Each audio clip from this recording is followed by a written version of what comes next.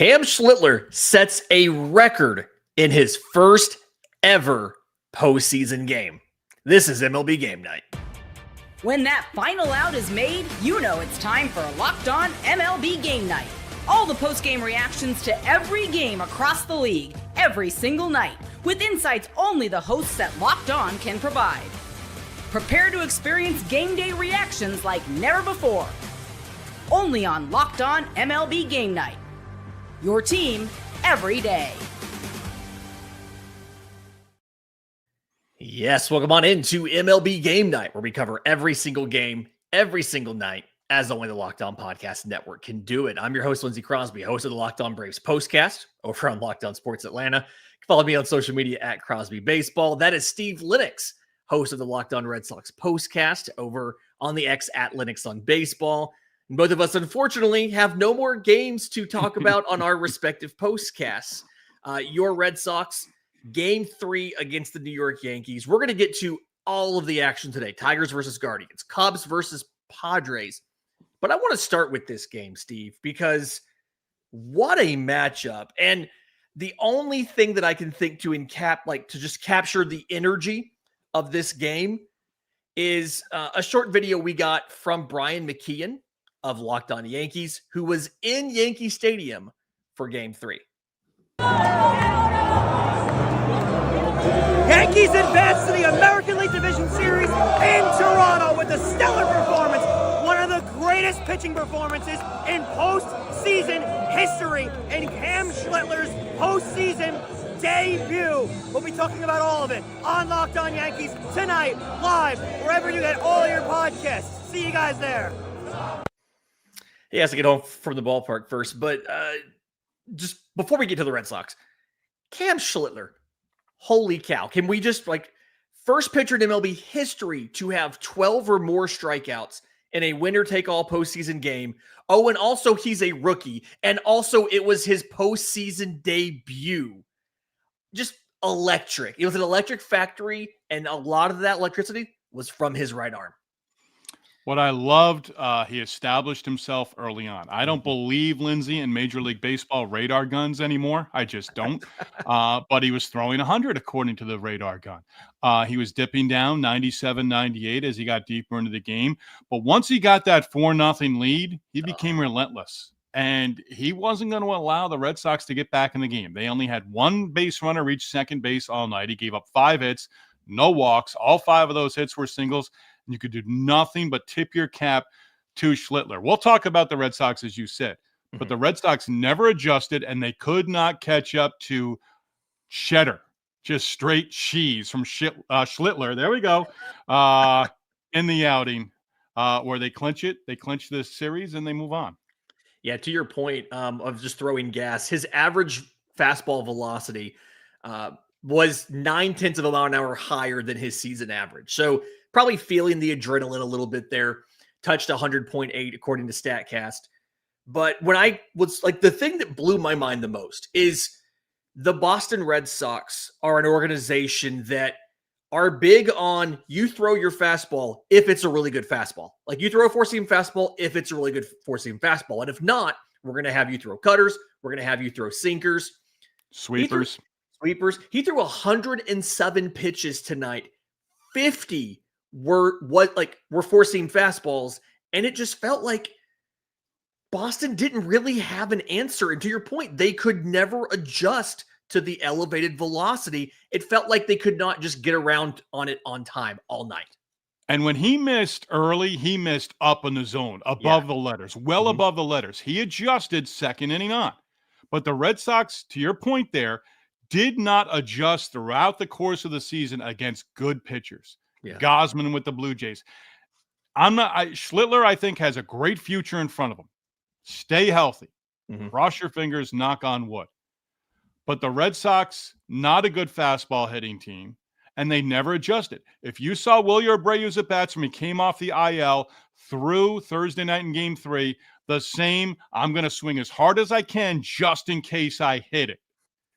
Swung out of his cleats almost every single time he decided I'm going to swing here, and swung through some fastballs that, you want to talk about present day hitters.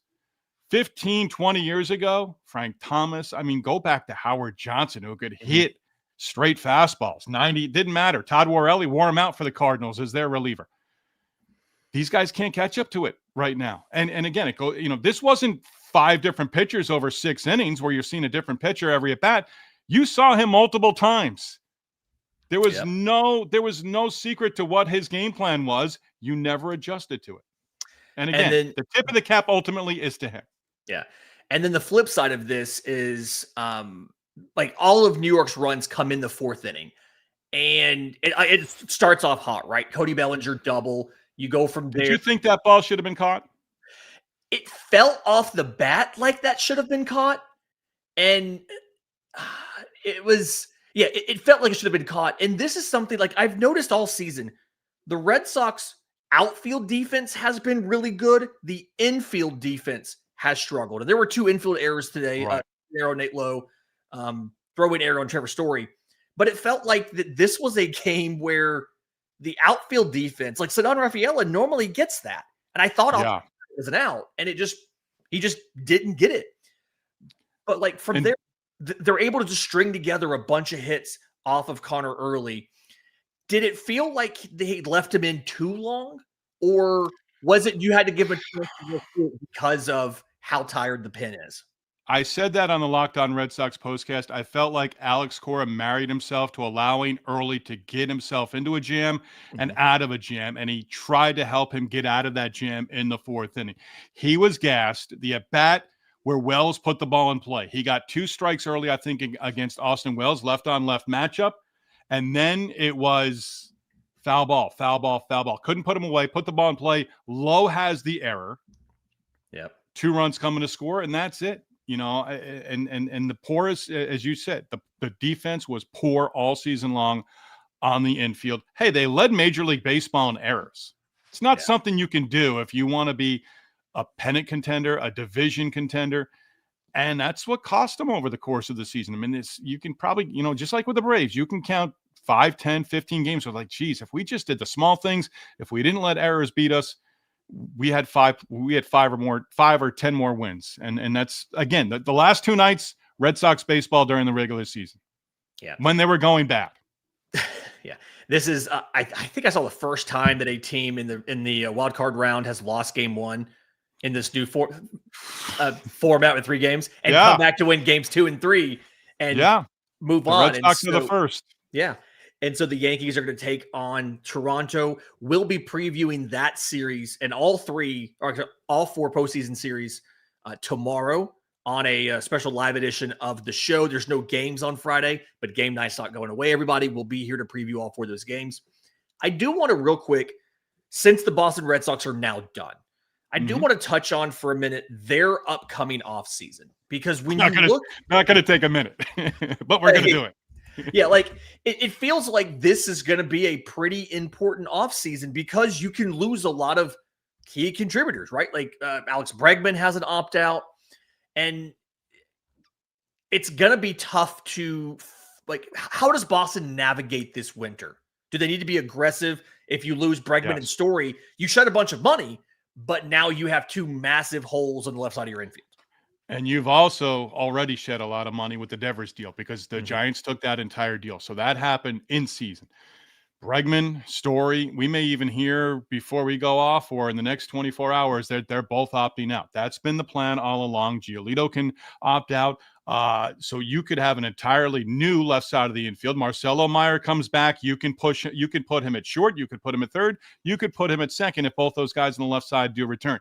You need a new first baseman. That new first baseman is not in the organization right now. You need to move on from Tristan Casas. He's 2 seasons in a row where he's had long stays on the IL. Can't have him being your lead first baseman next year. You also need to better the catching position, and you need to improve in front of Whitlock and Chapman at the end. And you also have to do something in the outfield because Ceddanne Rafaela cannot be the same hitter. Same for Wilyer Abreu. Same approach in 2026. Yeah, there's a lot of moving parts, and it felt like this was the best chance simply because you don't know what you're losing going into the next year. So yeah, that's kind of a big deal there. All right, just a second. When we come back, I want to talk Cubs Padres. Really fascinating game. The big question for me was, were the Padres going to use Mason Miller in 3 straight days? He threw 41 pitches the first 2. Would he get the ball in game 3 in a do or die moment? We'll break that down next, right here on MLB Game Night.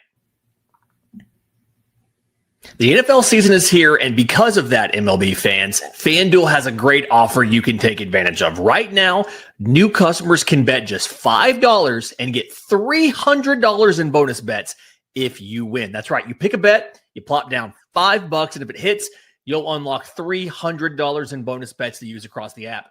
If your team's not in the postseason, FanDuel gives you a ton of different ways to follow along. You can build a parlay, try a player prop, or even follow the live line during the game. It makes the postseason somehow even more exciting than it already is. So what are you waiting for? Visit FanDuel.com to download the FanDuel app today and get started. Welcome back to MLB Game Night. Lindsey Crosby, Steve Lennox, and Chicago Cubs hosting the San Diego Padres in Wrigley. Winner take all game 3. A lot of emotion coming in this game. Here's Sam Olber from Locked On Cubs, all about what Chicago did tonight. Wow. Wow. The Chicago Cubs are going to the NLDS. I'm Sam Olber from the Locked On Cubs podcast. It wasn't easy. It was high stress, high anxiety, but the Cubs got the job done. Let's start from the beginning and give credit to Jameson Taillon.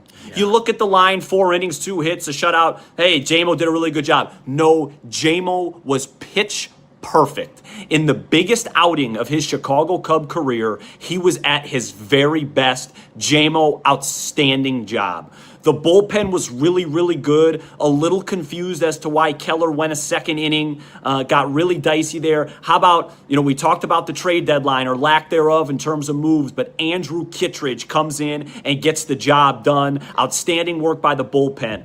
Offensively, it wasn't great. It was good enough. Big homer from Bush. Great day for PCA. That was great to see. But the difference in this game, folks, was the middle infield defense. Nico Horner and Dansby Swanson. Swanson was my MVP of the series. I thought he was tremendous on both sides of the ball, especially defensively. And you know who would be really, really proud of infield defense and great defense winning a big baseball game, especially against the Padres in the postseason?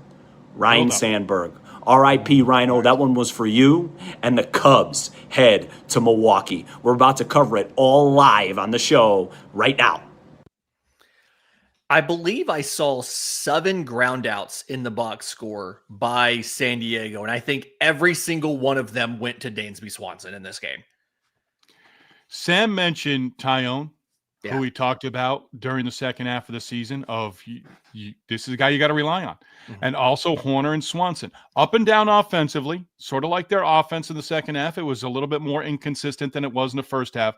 But these guys are veterans. And when Horner made that catch, when he went out onto the outfield grass, the ESPN broadcasters were singing his praises, and it was just like, it just kind of felt, Merrill gets the home run in the 9th inning for the Padres, but you just kind of felt, as Sam did very well there, the Cubs are moving on to face Milwaukee. And I like it because they were so good early on in the year. Maybe they're hitting their stride again. And this is a fun team to watch. If you're not up to date on the Cubs, it is a fun team to watch. And they're going to have to win games, low scoring, because their offense can be hit or miss. And against the Brewers pitching, we'll see. But I'd love to see, I'll sign up right now, that series goes 4 or 5 games. Yeah. Big thing for me is their 4 outfielders in Ian Happ, Kyle Tucker, Seiya Suzuki, Pete Crow Armstrong, combined, if I can do math in my head, combined for 7 hits in this one. And I feel like the issue that the Cubs have had in the second half of the season is they couldn't get all of those guys going at the same time, or even get Tucker in the lineup for a while, but they couldn't get all those guys going at the same time. PCA was cold in the second half. Seiya Suzuki got incredibly hot in that final week, hit like 3 or 4 home runs. Yep. But it felt like it was always somebody wasn't able to kind of, I'm going to say carry their weight, just for lack of a better term here. And this was, you saw, again, them tons of hits. Michael Bush has 3 hits, including a home run in the 7th inning off of Suarez. And to your point, the up the middle defense was just phenomenal. PCA has always been fantastic. He had a catch in this game. I remember I was in the research tool just kind of messing around because I'm not covering the game. I'm just watching the game for fun. And it had like a 10% catch probability. And it didn't even look like it was that dramatic. People, I think, almost don't realize how good of a center fielder Pete Crow Armstrong is. But you could really see, I felt like the difference, and not to pick on you, and I'm sorry, the difference in this game and your game was the up the middle defense and just seeing how the pitcher was able to do a little bit different stuff, knowing that if a ball got put into play, his guys were going to get it. Yeah.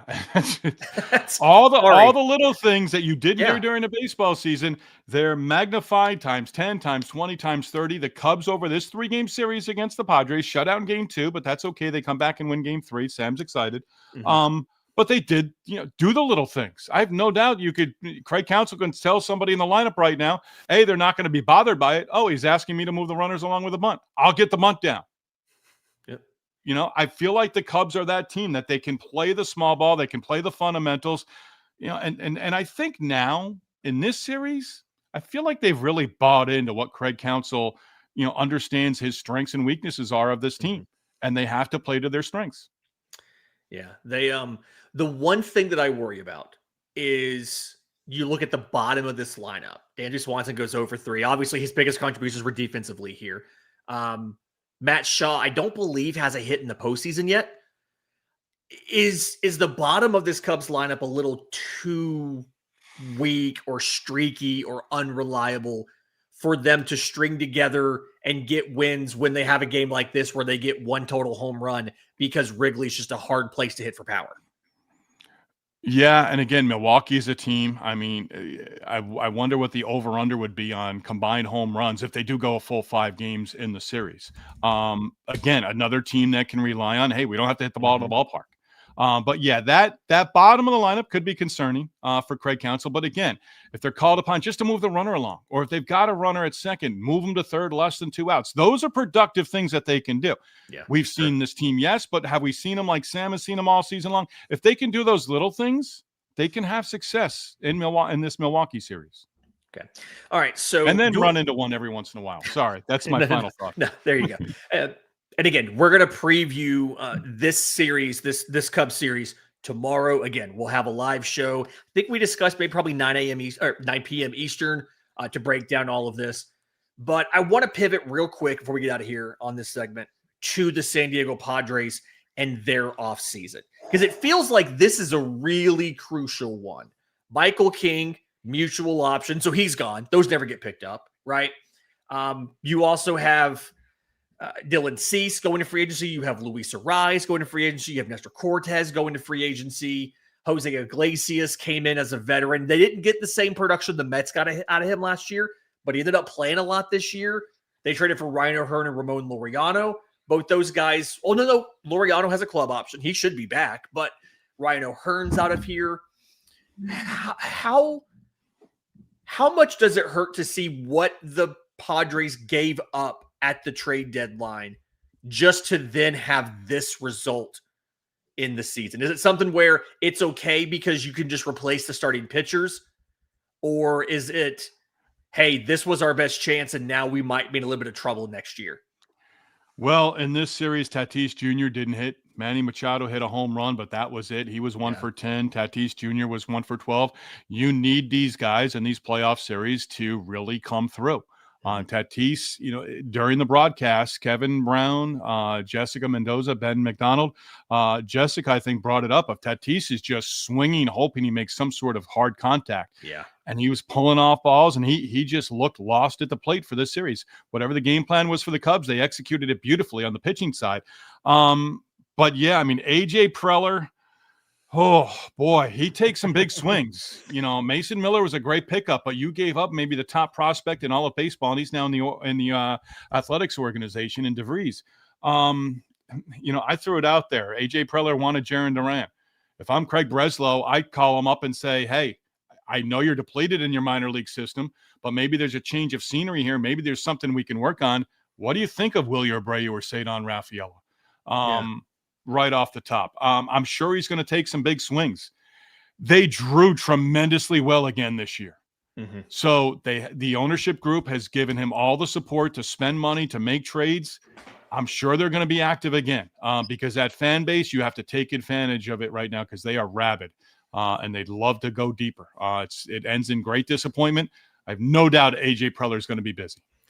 Listen, the one thing I have to say real quick, you mentioned if Ceddanne Rafaela would be offered there. The Atlanta Braves are collecting the Curacao Infinity Stones. They've got Profar, they've got Ozzie, they've had Andrew Jones and Kenley Jansen and Andrelton Simmons. You got to send Ceddanne Rafaela to the Braves. If he's going anywhere, he's got to go to the Braves to join the Curacao embassy that is in Atlanta. Call Craig Breslow. Call me. I'll give you Breslow's number, even though I don't have it. Deal. All right. Tigers Guardians. This one shocked me a little bit, and it's the complete opposite of what I picked. We'll get into this one next, right here on MLB Game Night. This episode's brought to you by Prize Picks. We've all made predictions about the playoffs, but on Prize Picks, being right can actually get you paid. Don't miss the excitement of these MLB playoffs with Prize Picks, where it's good to be right, because playing Prize Picks is such a fun and simple way to add more excitement to baseball. You just pick more or less on player projections, like Aaron Judge's total hits or Shohei Ohtani's total bases, and you're in the game. I love how quick it is. You can make your lineup in under a minute, and it's fun to follow other players in the app and copy their lineups with one click. So download the Prize Picks app today. Use code LOCKEDONMLB to get $50 in lineups after you play your first $5 lineup. That's code LOCKEDONMLB for $50 in lineups after your first $5 lineup. Prize Picks. It's good to be right. Today's episode is also brought to you by our friends at Game Time. There's nothing like catching postseason baseball live. The energy, the crowd, the chance to see your team in person. But actually getting tickets can be tough, especially if you want to go to a Yankees game in Yankee Stadium and don't live in New York. Queues, login screens, surprise fees can take all the fun out of it, and that's why I use Game Time. It's the app that gives the advantage back to fans. Game Time is fast, it's easy, and backed by the Game Time guarantee, you'll always get 100% authentic tickets delivered on time and at the best price. Plus, all fees are included, so the price you see is the price you pay. You know the total up front with no surprise fees at checkout. And if you just want to get in the door, zone deals are great. You pick the section, Game Time picks the seats, and you save big. Honestly, it's faster, cheaper, and way less stressful than any other way I've bought tickets. So download the Game Time app, create an account, use code LOCKEDONMLB for $20 off your first purchase. Again, that's promo code LOCKEDONMLB for $20 off. Swipe, tap, ticket, go. Download Game Time today. Welcome back to MLB Game Night. Lindsey Crosby, Steve Lennox. Tigers Guardians. Kind of surprising. I'm just going to let Scott Bentley of Locked On Tigers tell you about it. The Detroit Tigers have beat the Cleveland Guardians and eliminated them from the postseason. I think the weight of the world just got lifted off of the city of Detroit and this organization's shoulders. That is a team across from you in Cleveland that has been your boogeyman for 10 years, okay? Legitimately, that is your a division rival. There's a lot of bad blood there and has been for a long time. But that's a team that for the last 10 years, the Detroit Tigers have lost every single meaningful series they have played against the Cleveland Guardians for literally the last 9 to 10 years. This is the first one I can remember in my adult life. If it has even remote significance, the Tigers are laying an absolute egg. They cannot beat this baseball team. And they finally did it. And not only did they do it, they did it after blowing a 15.5 game lead and at Cleveland. You just needed to win one of the two non-Scooble games, and they did it. I know there's no game analysis here, and I apologize for that, but I am just... I feel like a demon got exercised today, legitimately. That's what this feels like to this organization and this entire fan base. It's we finally did it. They finally beat Cleveland in a meaningful game, in a playoff game. On to Seattle, baby. Let's talk about that tomorrow on Locked On Tigers. We'll talk about Tigers versus Mariners tomorrow on MLB Game Night. But 6-3 win for the Tigers. And I think the biggest thing that kind of shocked me is there was no one like hero for the Tigers. Because I kind of assumed what was going to happen was Riley Green was going to get a grand slam, or you were going to have somebody just come up with that one big hit because of how tough it is to get runs against Cleveland. You were going to get like a walk, a hit by pitch, a sack bunt where a guy gets, guards ball, but on Detroit side, and then one big swing. No, Dylan Dingler has a solo shot, but it's just a bunch of like singles and doubles and quality hits. They only walked like twice. I think they walked 5 times. Point is, it's just, I'm amazed how they did it, I think, is the biggest thing for me. I bet you if we got Scott on right now, live with us, he'd still have the same facial expression of he really is not of, believing that they won game 3, but they did on Thursday in Cleveland. So like you said, exercising those demons and all that stuff, he's going to wake up to that great feeling on Friday and understand there's playoff baseball for the Tigers over the weekend. Riley Green is the star of this team, and he's not a household name, I think you can put it. They pitched in for him yesterday. That was amazing to me. Yeah, I wish that certainly had to be a talking point with JD and John. But yeah, and he understood the situation. It made sense. AJ Hinch plays the numbers as good as anybody, but he also has a good feel as to what he's going to do in game. And on the AJ Hinch note, the lineup today. So they moved Winsell Perez up to third. Yeah, and I think they kind of did that to stop Stephen Vogt from being able to just be like, hey, this is that pocket where you got to get the lefty or the righty or whatever. And the Guardians intentionally walked Kerry Carpenter to get to Winsell Perez. And then he just rips a single to right. And I'm like, okay, there you go. Like that's what I knew. The Tigers are doing this. Like the Tigers are going to win this game because just every, like the little chess match, they were just ahead of Cleveland every single time. And that's not a thing you normally see a Cleveland team do wrong. Crochet said it after a start on Tuesday. Cora sent me back out there. I wanted to reward him for having confidence in me. AJ Hinch moved Perez, as you said, and he delivered. Hey, I'm not hitting anything. I'm not hitting my weight.